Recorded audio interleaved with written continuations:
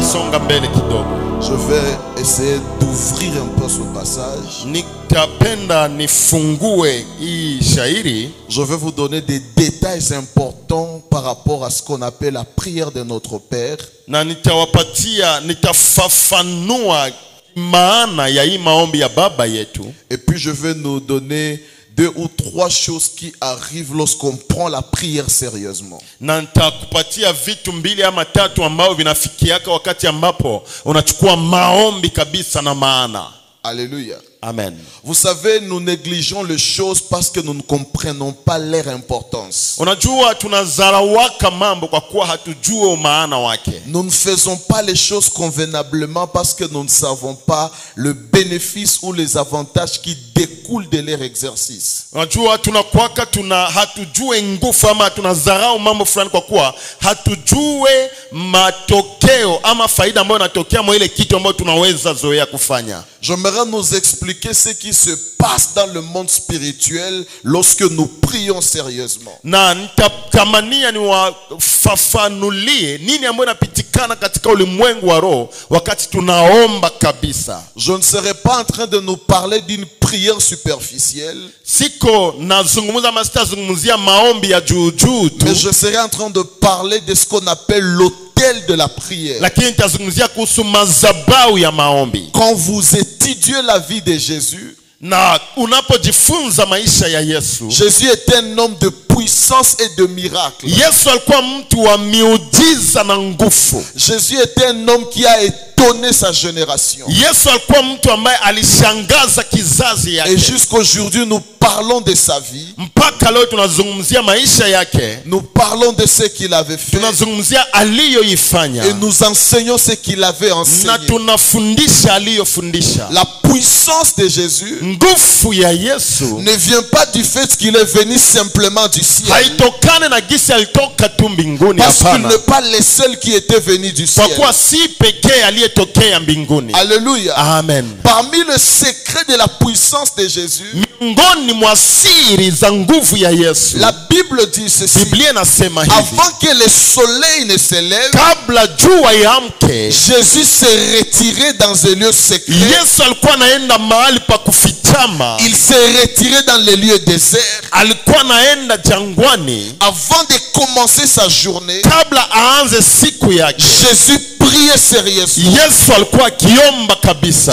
Jésus commençait toute ses journées par la prière. Yesu alikuwa anaanza masiku zake zote na maombi. Il n'est pas comme nous de cette génération. Haiko kama sisi wa kizazi cha leo. Nous autres, il y a des gens qui commencent leur journée au téléphone. Kuna wengine ambao akalamuka tu ya kwanza tagusa tanga nafunga macho ni telefone. Il y a d'autres qui exagèrent, ils commencent la journée dans la nourriture. Mwingine anaanzia kukipolo. D'autres commencent la journée dans leur valise. Mwingine anaanzia kuangalia ndavala bia leo. Alléluia. Amina. Il y a d'autres qui commencent la journée dans des calculatrices. Mwingine anaanzia ukalkulatrice amefanya mahesabu. Bien-aimés dans le Seigneur, ndugu katika Bwana, la puissance de notre Seigneur nguvu ya Bwana wetu Yesu Kristo se trouve dans le fait qu'il avait une vie d'autel de prière. Iko ndani ya gisi alikuwa na maisha ya madhabahu ya maombi. C'est à partir de ce soir, ni magharibi ya leo, vous prenez la décision kama unachukua muamzi de tout commencer par la prière. Ya kwanza kila kitu na maombi. De commencer votre journée par la prière. Siku yako na maombi. De commencer vos relations par la prière. Mawasiliano yako na maombi. De commencer vos travaux par la prière. Makazi zenu na maombi. De commencer vos projets par la prière. Miradi yote na maombi. Bien-aimés dans le Seigneur, la première des choses qui va se passer sera le miracle chaque jour. Alléluia. Amina. Bien-aimés dans le Seigneur, prière fait des miracles. La prière change la vie de la personne qui prie. Quand Jésus enseigne à ses disciples à prier, il leur dit: quand vous priez, dites notre Père qui est aux cieux, que ton nom soit sanctifié, que ton règne vienne.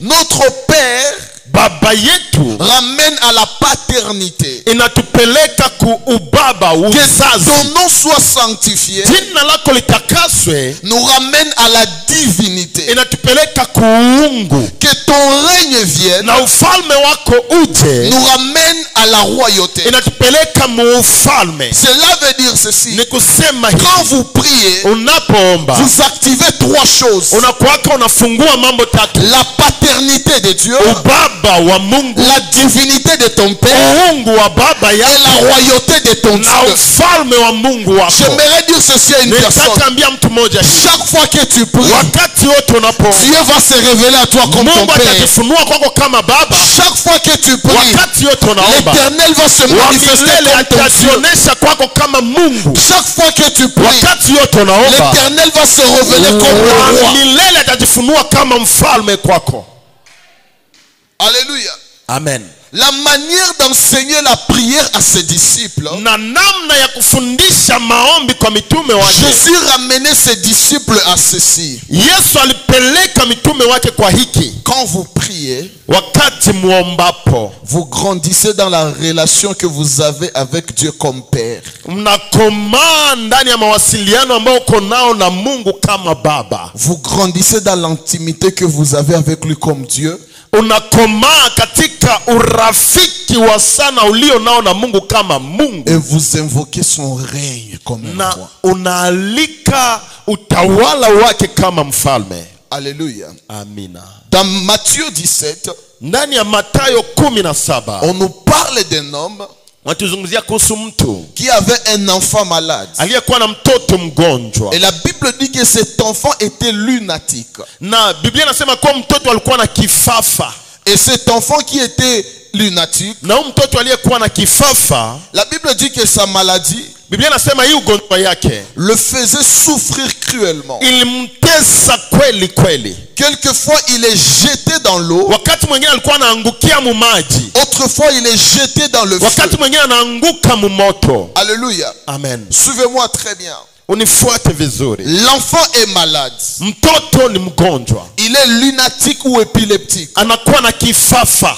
Sa maladie Magonjwa yake les jette dans l'eau, ilikuwa namtupa mu maji, les jette aussi dans le wakati feu. mwingine namtupa mu moto. Pour dire ceci, Ni kusema hivi, le problème qu'il avait shida aliyokuwa ne nayo voulait pas seulement l'enterrer, haikukuwa napenda tu kumuzika, mais son problème lakini magumu yake voulait le noyer ilikuwa napenda imuzamishe ou bien même le brûler. ama imulunguze. Et cet homme qui avait cet enfant lunatique Na huyu bwana aliyekuwa na mtoto wa kifafa a amené cet enfant auprès des disciples de Jésus, alimpeleka mtoto kwa mitume wa Yesu afin que ses disciples guérissent l'enfant. ili wale wa mitume wamponye mtoto. La Bible dit que les disciples n'ont pas pu guérir Biblia l'enfant. inasema mitume hawakumponya ule mtoto, Et le père commençait à discuter avec ses disciples. na baba yake na mtoto akaanza bishana na Et mitume. pendant qu'ils discutaient, Na wakati kwa na bishana, Jésus est descendu de la montagne. Yesu akatoka mlimani. Avant de descendre de la montagne, Kabla ashuke kwenye mlima, Jésus était parti à la montagne Yesu alipanda kule kumlima avec Pierre, pamoja na Petro, Jean Yohana et Jacques. na Yakobo. Et s'ils étaient partis à la montagne, Na wakati walienda kumlima, ce n'était pas n'importe quelle montagne. haikukuwa kumilima kawaida, C'était une haute montagne. nasema ilikuwa kumlima wa juu sana. Et s'ils étaient partis sur la haute Na montagne, kama walipanda juu kabisa, c'était pour prier. ilikuwa kwa ajili ya maombi. J'aimerais ouvrir une parenthèse. Nitaka fungua kifungo kimoja. Jésus ne priait pas sur la montagne, Yesu hakuwa anaomba kumlima, mais Jésus priait sur une haute montagne. lakini Yesu alikuwa anaomba kwenye mlima wa mkubwa sana, Parce que dans la réalité de la kwa prière, kuwa muukweli wa maombi Dieu nous amènera toujours dans des dimensions élevées. Mungu atatupeleka tu katika viwango vya juu. Alléluia. Amen. Et là, il dit, pendant que Jésus Na priait, Biblia inasema wakati Yesu alikuwa akiomba, il fut transfiguré devant ses disciples. akageuzwa mbele ya mitume wake. Pendant qu'il était Na transfiguré, wakati aligeuzwa, la première des choses qui s'était passée, kitu ya kwanza yenye ilipitikana, son visage resplendit comme le soleil sura yake kaanza ngara kama jua, et ses vêtements devinrent blancs comme la lumière. na mavazi yake ikakuwa mweupe kama mwangaza. Et quand la gloire était descendue, na wakati utukufu ilishuka, la Bible dit ceci: Biblia inasema hivi, Moïse et Élie. Musa na Elia. La Bible ne dit pas Élie et Moïse. Biblia haiseme Elia na kisha Musa. Mais la Bible dit Moïse et lakini Élie. Biblia inaanza nasema Musa na Elia. Alléluia. Amen. Et quand Moïse et Élie étaient apparus, na wakati Musa na Elia walichomokea, ils ont commencé à s'entretenir avec Jésus. wakaanza zungumuza na Yesu. Ils parlaient avec Jésus par rapport à la mort de Jésus. Wakaanza zungumuza na Yesu kuhusu kifo cha msalaba. Suivez-moi très bien. Unifuate vizuri. Là où vous vous mettez à prier, kwenye unaikalaka unaanza omba, chaque fois que vous vous concentrez dans la prière, wakati yote unajifunga katika maombi, parmi les choses que la prière active, miongoni mwa vitu yenye maombi nafunguaka, la prière active le règne de Dieu dans la vie de celui qui prie. maombi inafungua utawala wa Mungu ndani ya maisha ya mtu anayeomba. Alléluia. Amen.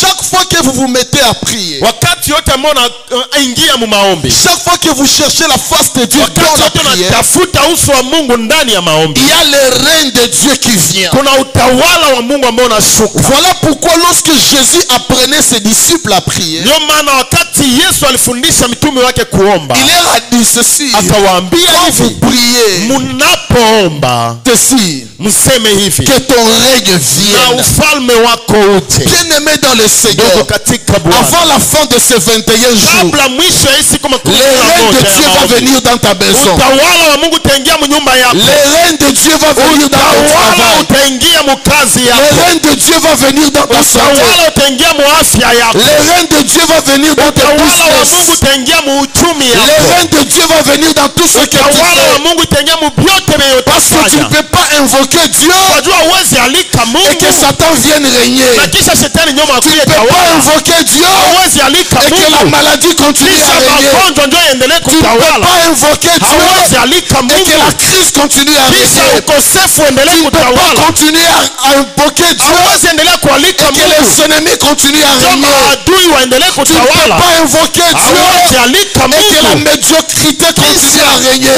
uole uendelee Je lève ma kutawala. main ce soir comme un Nainua prophète. mkono wangu magharibi Que aliyopanda ta na prière active le règne de Dieu dans maombi ta yako vie. ifungue utawala wa Mungu maisha Que ta yako. prière active le règne de Maombi Dieu dans yako ta maison. ifungue utawala wa Mungu mnyumba yako. Alléluia. Amen. Comment le règne de Dieu s'active? Namna gani utawala wa Mungu unafunguka? Quand on parle du règne de Dieu, Tunapozungumzia utawala, on voit les réalités du ciel tunaona ukweli wa mbingu qui se manifestent sur la terre. ambao inaonekana hapa kudunia. Le règne de Dieu, Utawala wa Mungu c'est lorsque le ciel visite la ni terre. wakati ambao mbingu inatembelea ulimwengu. Lorsque Jésus priait, Wakati Yesu kwa naomba, il fallait que deux personnes ilibidi watu wawili qui ont visité le ciel dans l'Ancien Testament ambao walitembelea mbingu mwa Agano la Kale puissent ramener les choses du ciel sur la terre. walete vitu ya mbingu hapa kudunia. Voilà pourquoi Moïse, Ndiyo maana Musa qui était parti au ciel avant Élie, ambaye aliendaka mbele ya Elia est mbinguni descendu là où Jésus priait. akashuka kwenye Yesu alikuwa Et anaomba, comme Élie était monté après na Moïse, jinsi Elia alipanda baada ya Musa, Élie est venu aussi après Moïse quand Jésus priait. na Elia akashuka pia baada ya Musa wakati Yesu alikuwa anaomba. Écoute, suivez-moi très bien. Hapo nifuate vizuri. Quand on parle de la mort de Moïse, Wanapozungumzia kifo cha Musa par rapport à Élie, kulingana na kifo ya Elia, Élie est monté au ciel pendant qu'il était vivant. Elia yeye alipanda wakati alikuwa ngali hai, Mais Moïse, lui, lakini Musa il yeye était mort. alikufa, Et puis l'Éternel kisha wa a milele envoyé l'archange Michael akatumba Mikaeli pour prendre le corps de Moïse. achukue mwili wa Musa. Et quand Jésus priait, Na wakati Yesu alikuwa ce anaomba, sont ces deux grands patriarches qui sont apparus. ni hawa makuhani wawili ndio Ils wakachomokea, voulaient nous ramener les réalités du ciel. walitaka tuletea ukweli wa mbingu. Or, quand on parle du ciel, Na tunapozungumzia on ne mbingu, peut pas parler du ciel qui descend sur la terre hatuwezi zungumzia mbingu inashuka sans parler des hommes terrestres qui vont monter au ciel. L'église qui montera au ciel, l'église montera aussi comme Moïse et Élie. La Bible dit ceci dans 1 Thessaloniciens chapitre 4. Si vous commencez au 16e verset, la Bible dit ceci: le Seigneur lui-même, il descendra du ciel au son de la trompette, à la voix de l'archange. Les morts en Christ ressusciteront en premier, comme Moïse est monté après avoir connu la mort. Ceux qui seront morts en Christ ressusciteront en premier. Après la résurrection des morts, les vivants en Christ seront transformés et ils monteront la manière d'Élie. La prière nous révèle les réalités du ciel sur la terre. Voilà pourquoi une personne qui prie, sa vie n'est pas dominée par la terre. Une personne qui prie, sa vie est dominée par le ciel. C'est pourquoi la Bible dit ceci: aspirez aux choses d'en haut. Recherchez les choses d'en haut. Demandez les choses d'en haut. Pendant ces 21 jours, après avoir demandé à Dieu de l'argent, demander à Dieu de maison, après avoir demandé à Dieu tout ce que vous lui demandez, cherchez aussi les choses d'en haut. Demande à l'Éternel de faire grandir ton esprit. Demande à l'Éternel de faire grandir les dons qui sont en toi. Demande à l'Éternel de faire grandir la grâce qui est en toi. Ce qui va changer ce monde, ce n'est pas notre argent, mais ce qui va changer ce monde, c'est la présence du Saint-Esprit dedans de nous. Je lève ma main ce soir comme un prophète. Je déclare et je décrète que ta vie commence à sentir les cieux. Alléluia. Amen. Que là où tu passeras, que les gens sentent l'atmosphère du ciel. Alléluia. Amina. Dans Exode 32, la Bible dit ceci: pendant que Moïse descendait de la montagne, personne ne pouvait le voir parce qu'il y avait la gloire de Dieu sur son visage. Je prie ce soir que le Dieu de mon Père, que le Dieu de l'apôtre Gabriel attache la gloire à ton visage. Attache la gloire à ton visage. Que ce sorcier-là qui joue avec ta santé, que ce sorcier-là qui joue avec ta maison, que ce sorcier-là qui joue avec tes enfants, qui ne peut plus te fixer dans les yeux, qui n'arrive plus à te regarder fixement, qui n'arrive plus à résister dans ta présence, parce que la gloire de Dieu qui vient de la prière, ça marquera notre différence.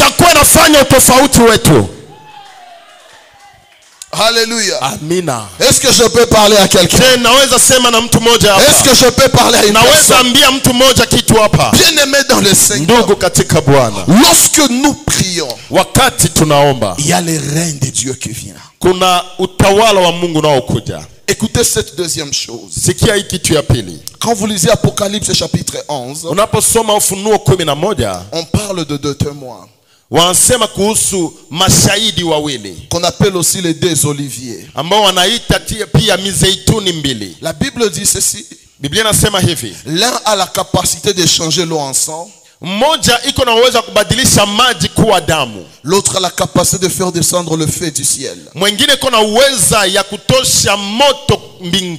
Le deux témoins, selon la prophétie biblique, après l'enlèvement de l'église,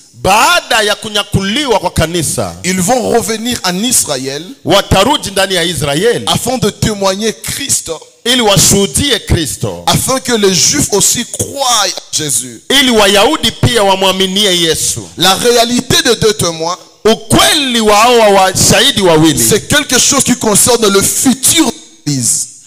inakuwa kitu ambacho inaonyesha kesho ya kanisa. Mais pendant que Jésus priait sur la montagne, lakini wakati Yesu alikuwa akiomba mlimani, les personnes qui sont censées venir dans le futur, watu walipaswa kuja siku zitakayokuja kule, ils sont venus visiter Jésus dans son présent. Wakakuja kwa ule wakati. La prière maombi a la capacité iko na uwezo d'amener au présent ya kuleta kwa hii wakati des choses qui sont censées arriver dans un futur lointain. Alléluia. Amen. Bien-aimé dans le Seigneur, je ne connais pas les programmes de ta visitation. Je ne sais pas en quelle année Dieu a prévu de te visiter. Je ne sais pas en quelle année tu dois voir la gloire de Dieu. Mais j'aimerais te dire ceci. Si tu prends la décision de prier sérieusement, la bénédiction des années futures peut commencer cette année. La bénédiction du mois futur peut commencer pendant ce mois. Je lève ma main comme un prophète. Je déclare et je décrète que ta bénédiction de l'année prochaine, que ça n'attende pas l'année prochaine. Parce que tu pries aujourd'hui, que cela commence aujourd'hui. Si tu pries aujourd'hui, que cela commence aujourd'hui. Que les choses que tu attends demain, que ces choses-là commencent aujourd'hui. Parce que la prière active les choses du futur au présent. Alléluia. Amen. Où est-ce que tu te vois demain? La prière peut t'amener là-bas aujourd'hui. Qu'est-ce que tu veux toucher demain? La prière peut te le faire toucher aujourd'hui. Qui tu veux rencontrer demain? La prière peut te le faire rencontrer aujourd'hui. Lève ta main droite là où tu es. Maombi. Alléluia. Amen. Bien-aimé dans le Seigneur, les hommes et les femmes de prière, ils ne sont jamais en retard. Ils sont toujours en avance. Ils sont toujours en avance. Parmi les personnes qui seront bénies en avance dans ta famille, je suis en train de placer ton nom. Je suis en train de placer ton nom. Dis-moi comment tu t'appelles. Dis-moi seulement comment tu t'appelles. Dis-moi seulement comment tu t'appelles. Je n'ai pas entendu ton nom. Je n'ai pas entendu ton nom. Le nom là que tu prononces, c'est le nom que Dieu place en avance. Le nom là que tu prononces, c'est le nom là que Dieu place en avance. Bien-aimé dans le Seigneur, ne cherche pas à bousculer les gens. Toi bouscule seulement Dieu dans la prière. Et Dieu va te mettre en avance. Bouscule seulement Dieu dans la prière. Et Dieu va t'exposer. Alléluia. Amina. Ceux qui connaissent cette église, ceux qui connaissent cette vision, ils savent qu'en ces lieux, ce n'est pas la place de matuviste. Si tu veux te faire voir, l'apôtre a la capacité de t'ignorer à vie.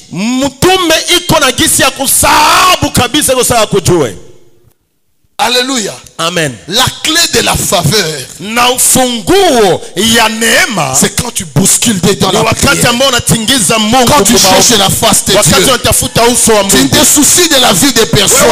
Tu ne te soucies de la vie des personnes. Tu es venu à Jéhovah Nissi pour chercher le Dieu de l'apôtre. Et comme tu es en train de chercher le Dieu de l'homme de Dieu, je prie ce soir que le Dieu de mon Père puisse te placer en avance. Si tu me donnes la main 3 fois, je parle sur ta vie. À partir de ce soir, sur des listes qui étaient complètes, Dieu place ton nom en haut de la liste. Sur la liste qui était déjà finie, Dieu crée ta place en haut. Qui a dit Amen? Alléluia. Amen. Une personne de prière est une personne qui est en avance.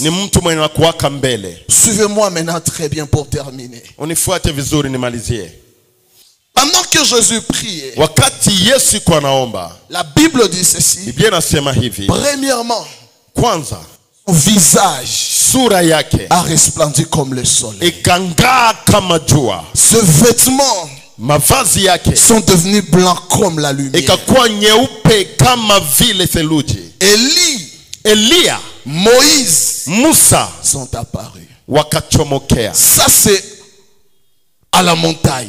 Hapa ni huko kwenye mlima. Quand il descend de la montagne, wakati anashuka mlimani, il rencontre un problème. anakutanana na shida. Le problème du lunatique. Shida ya kifafa. L'enfant qui était lunatique, mtoto aliyekuwa na kifafa, quand on parle du lunatique, wanapozungumzia kuhusu magonjwa ya kifafa, on voit une personne tunaona mtu qui est dérangé par la puissance de la lune. Tunaona kuwa ni mtu mwenye nguvu ama mapepo za jua ndio zinamtawala. La puissance de la lune, mwezi. Nguvu ya mwezi ndio inamtawala. Et quand la lune dérange sa vie, na wakati mwezi inasumbua maisha yake, la lune le jette dans l'eau.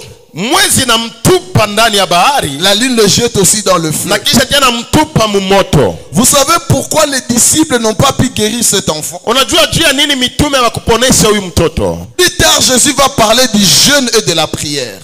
Ukasoma kule mbele Yesu atazungumza kuhusu maombi na mafungo. Parce que le jeûne et la prière, kwa kuwa kufunga na kuomba, nous donne la capacité inatupatia nguvu dans le présent de résoudre des problèmes dans le futur. Suivez-moi très bien. L'enfant était lunatique. La lune dérangeait sa vie. Oh, dans Genèse chapitre 1er, quand vous commencez au 14e verset, Dieu établit la prééminence entre les astres. Mungu anaweka kutawala kwa viumbe ama vya juu vya kuangaza. Dieu dit ceci. Mungu anasema le soleil va présider au jour. Aseme jua itaonekana mchana. Et la lune va présider à la nuit. Na mwezi itatawala usiku. Mais le soleil c'est le grand luminaire. Lakini jua ndio mwanga mkubwa. Pour dire ceci. Kusema hivi. Si quelqu'un a un problème de la lune, kama mtu iko na shida na jua, qu'il aille parler au soleil. Inabidi aende kwa jua. Alléluia. Amen. La deuxième des choses, jambo la pili, le problème de la lune, shida ya mwezi, jeter l'enfant dans l'eau. Ilikuwa inatupa mtoto mubahari. Or quand Christ était sur la montagne, ijapokuwa Yesu alipokuwa kwenye mlima, Moïse était descendu. Musa alishuka. C'est lui qui a partagé les eaux de la mer Rouge. Yeye aliyegawanya maji ya bahari nyekundu. Si l'enfant a un problème, kama mtoto yuko na shida, qui les jette dans l'eau, il faut que Moïse qui sait maîtriser les eaux, ilibidi Musa mwanajua kutuliza ama kwa anajua maji aussi pendant les moments de la prière. Aonekane wakati wa maombi. Le même problème, hein? ile shida, jeter l'enfant dans le feu. Ilikuwa natupa mtoto mumaji. Or sur la montagne, ijapokuwa kwenye mlima, Élie qui faisait descendre le feu, ndio alikuwa anashushaka moto, lui aussi est apparu. Naye alionekana kwenye mlima. Pour dire ceci, lorsque Jésus était sur la montagne, pendant qu'il était en train de prier, Dieu lui donnait les éléments de la solution du problème de cet enfant.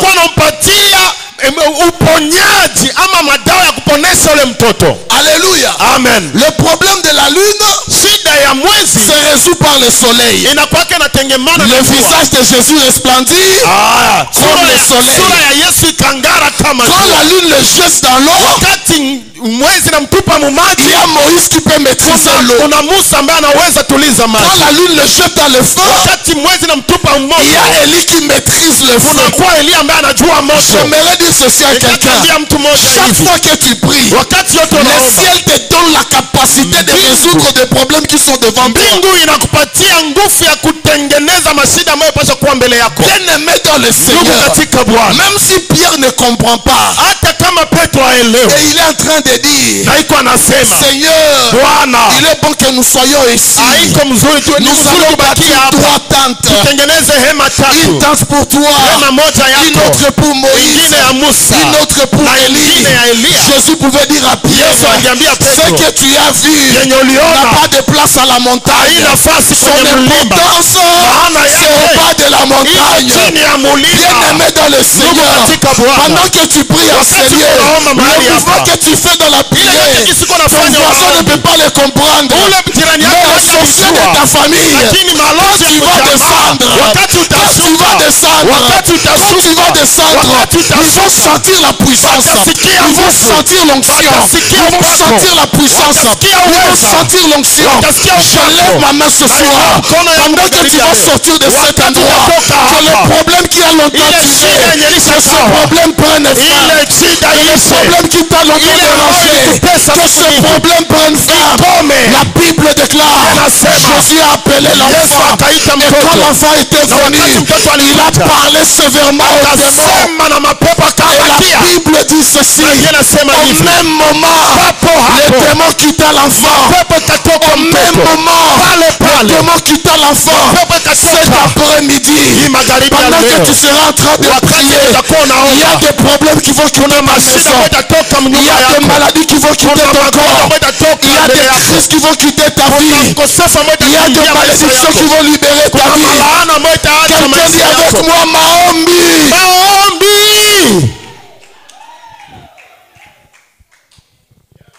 Alléluia. Amen.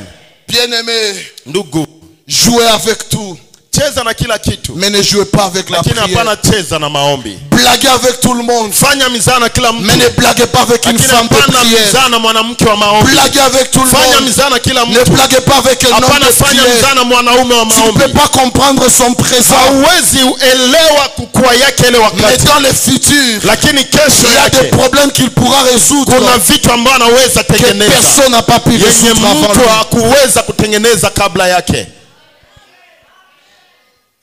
Alléluia. Amen. Que ton règne vienne. Ufalme wako uje. C'est par la prière Ni kupitia maombi qu'on appelle le règne de Dieu. ndio tunaalika utawala wa Mungu. Et cet après-midi, Na magharibi ya leo nous allons dire à Dieu, tutaambia Mungu, Seigneur, que ton règne vienne. Bwana, na ufalme wako Que ton uje. règne vienne. Ufalme wako uje. Mets-toi debout là où tu es. Simama mahali ulipo Pendant quelques minutes, kwa dakika fupi tu, pendant 5 minutes simplement, kwa dakika 5 tu, tu vas réaliser ta vie. utatazama maisha yako. Regarde ce problème qui dérange ta famille. Angalia shida ambayo inasumbua jamaa lako. Regarde cette maladie qui est chronique dans ta maison. Angalia ile magonjwa ambayo inarudilia munyumba yako. Regarde ce problème qui a frappé tout le monde dans ta famille. Angalia ile shida ambayo ilishakagusa kila mtu mjamaa. Et ce soir, Na magharibi hii tu vas dire à l'Éternel, utaambia Bwana, Seigneur, que ton règne vienne. Bwana, na ufalme Que wako ton règne uje. vienne. Ufalme wako Lève tes uje. 2 mains en haut là Tia où tu mikono es. yako mbili juu. Ouvre ta bouche comme